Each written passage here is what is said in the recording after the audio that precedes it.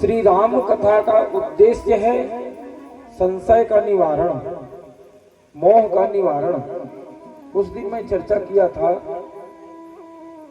भगवान राम ने इस धराधाम पर आकर के 5 लीला किए, बाल लीला, विवाह लीला, वन लीला, रण लीला और राज्य लीला। और 5 लीलाओं में भगवान के जो निजी परिकर हैं उन्हीं को संशय हुआ था।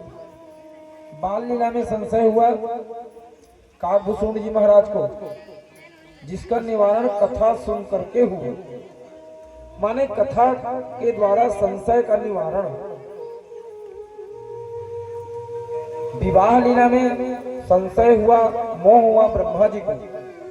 भगवान शिव जी ने समझाया, विधि भयो आचरज विशेषी निज करनी कछु कतहु न देखी। तो ब्रह्मा जी को भी संशय हुआ, मोह हुआ, तो उसका निवारण भगवान की कथा सुनने से। वन लीला में मोह हुआ सती जी को, संशय हुआ सती जी को भगवान की लीला को देख करके। तो वही सती जब पार्वती बन के आई तो भगवान शिव के मुखारविंद से निःसृत कथा को सुनी तो गयौ मोर संदेह सुनेऊ सकल रघुपति चरित्र। मतलब भगवान की कथा सुनने से संशय का निवारण होता है।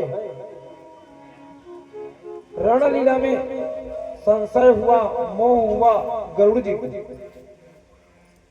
तो भगवान की कथा सुनने से काकभूषुंड जी के यहां जब गए, तब कथा सुने, तब उनका संशय का निवारण हुआ।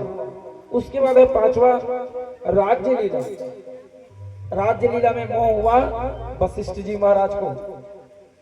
तो भागवत कथा सुनने से ही वशिष्ठ जी का भी मोह दूर हुआ।